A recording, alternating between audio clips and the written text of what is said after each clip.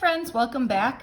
As promised, today we are taking notes on potential energy curves. Now, what a potential energy curve is, if we were to make a graph, which is just another name for a curve, this would be a graph of potential energy on the y-axis and the displacement on the x-axis. So let's just start with a really boring potential energy curve that looks sort of like this, okay? And we're gonna do something else over here, so make sure you save some room, okay? Now, I know no notes in Physics C would be complete without deriving something, so here we go. So let's talk about, first of all, what do we know about potential energy? Okay, well, we know potential energy, or U, and this could really either be UG or US, right, can equal a bunch of different things according to our work energy snowflake. So we know that work is equal to force parallel X is equal to UG, which is mgh, and US, which is 1/2 kx squared. And we'll just complete the snowflake here. But what we're going to talk about today is the fact that either one of these potential energies can equal this, or can equal the work done, right? So in general, potential energy is equal to work. And in our particular case, we're talking about the gravitational potential energy. And I'm going to say that it's equal to negative work. And it's negative because if you figure, as we're picking something up, okay, its displacement vector is pointing up, okay, we're giving something more potential energy, but the force is pointing down, so that's why we get this negative work, okay? And then I'm going to say that we can also therefore say that this is equal to the negative force parallel times x. Now, what we're going to do here is we're going to clean this up a little bit so that in this particular case, UG is equal to negative force parallel times x. But let's say, for example, now instead we want to write a function, so u of x, saying that basically we want to make a curve out of this, is equal to negative f times x. Okay, you'll see where I'm going here in just a second. Okay, so let's solve this for f. So I'm going to divide both sides by negative x, or I'm going to get that f is equal to ux, I'm going to put the negative on top, over x. Or, who doesn't love a derivative, right? We can say that f is equal to the negative derivative of u with respect to x. Okay, so this is where we were headed here. And what does this tell us? Well, when we take the derivative of something, we're basically taking the slope, right? So what this is saying is, if from this graph, if we wanted to make a graph of force, we could take the negative slope of the line. Okay, so again, the negative slope of a u of x versus x graph is the force. Okay, so for example, if we wanted to make a graph of f of x, okay, so here's f of x with respect to x in meters, right? Okay, there's really three different spots happening here. So the first thing, we're just gonna sketch here.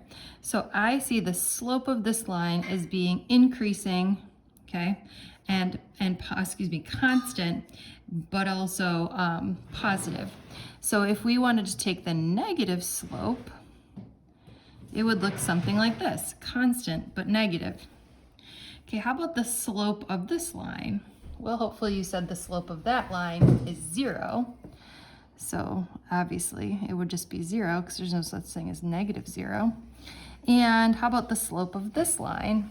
Well, it's constant but negative. Okay, so when we take the negative slope, we get something that's constant but positive. Okay, so do you see how we can take a potential energy curve and we can get a graph of the force applied versus X? All right, so that's one of the fun things that we can do with a potential energy curve. The other thing is what we were talking about with the energy skate park, is talking about turning points and energy and things like that. Okay, so this is a big part, and we're gonna recap at the end of this video in just a second. Okay. The second one is, if we look at a graph, we can get some information from that graph. Okay, so for example, let me give you this graph here, and I want you to do your best at drawing this graph just the same way I did.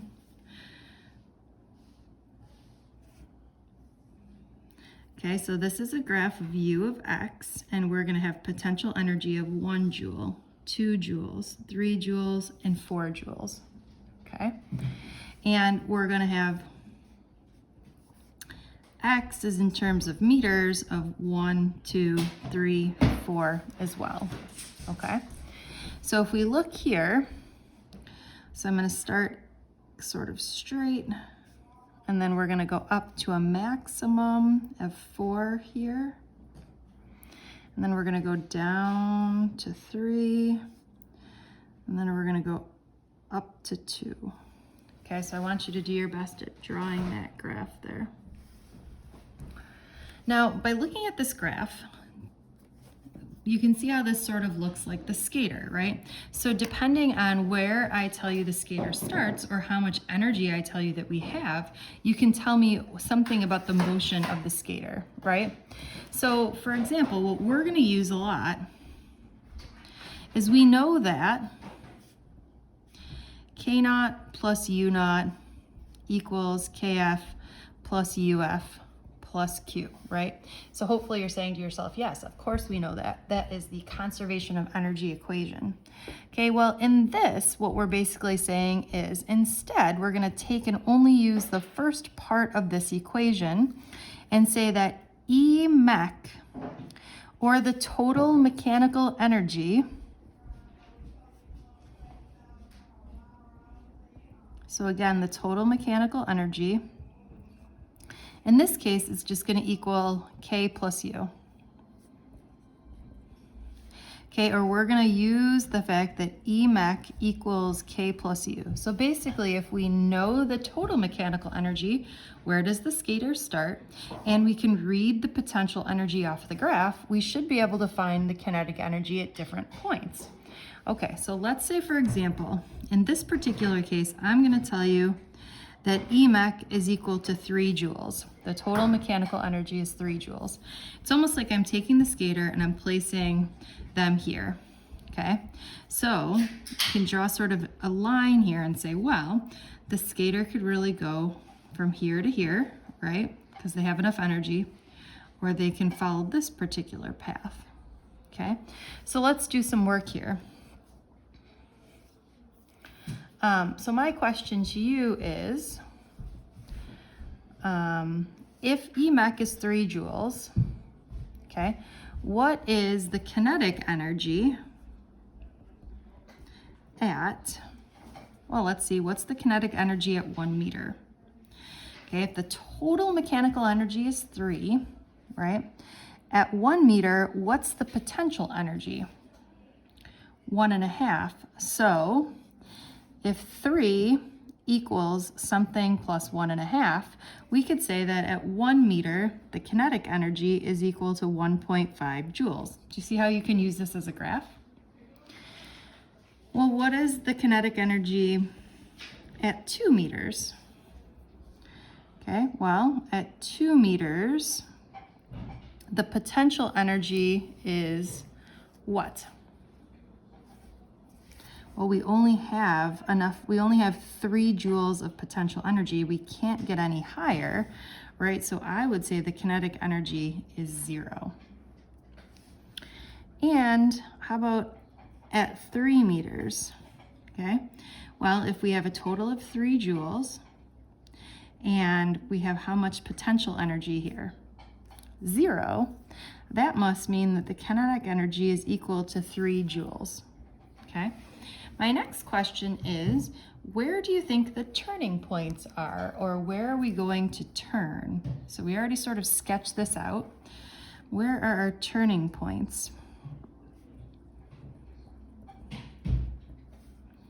Well, hopefully you said here, whatever this point is, maybe 1.5 meters, and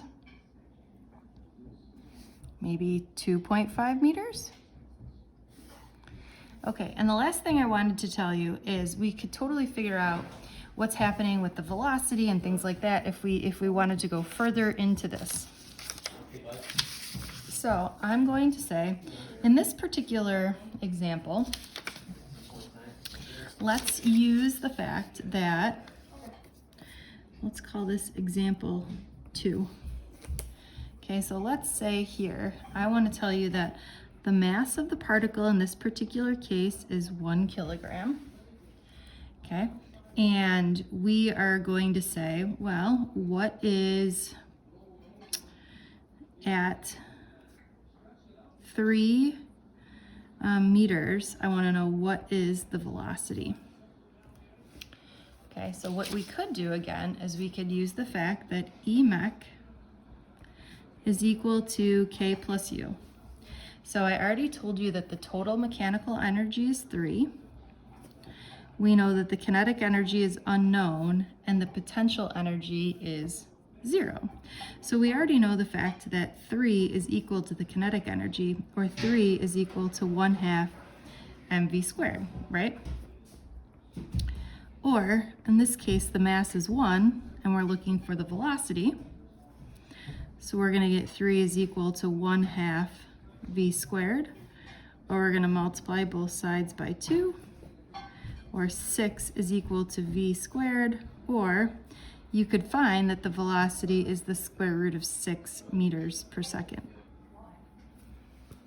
Whoops, there we go. All right, last thing I wanted to do is write down a couple of definitions, and then we're going to do some practice. All right, so first definition is turning point.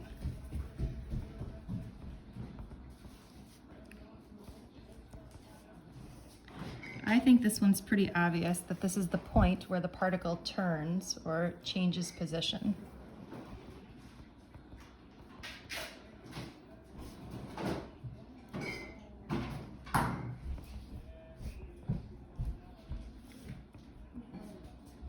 So again, the turning point is the point where the particle turns or changes position. Okay, then we have a couple of equilibrium points.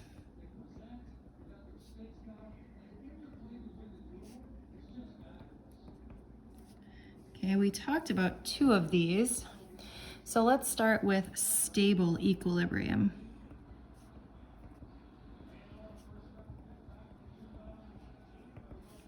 We said that a point of stable equilibrium, or basically if you give something a small push, will not cause a major change in position.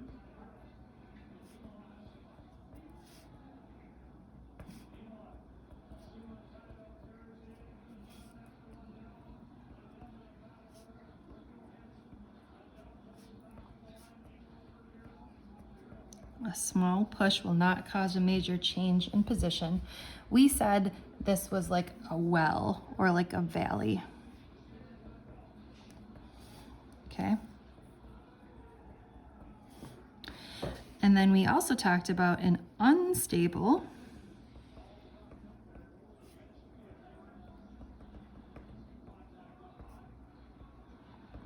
equilibrium. Okay, and this says, given a small push,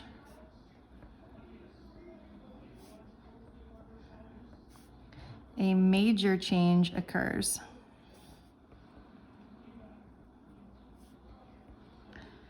Okay, and do you remember where this is located? Hopefully you said at the top of a hill. Okay, and the last one is called neutral equilibrium.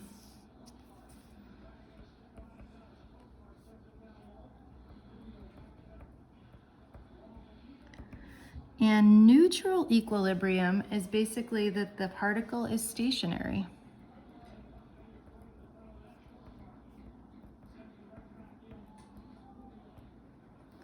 okay? Or we can say that this is a plateau. Okay, so sort of like what we had here. Okay, so if I'm looking at my picture here, this is what type of equilibrium? Hopefully you're saying this one is a, yes, hopefully you're saying unstable. This one right here would be a stable, and this guy right here would be neutral. Okay, so just a quick recap.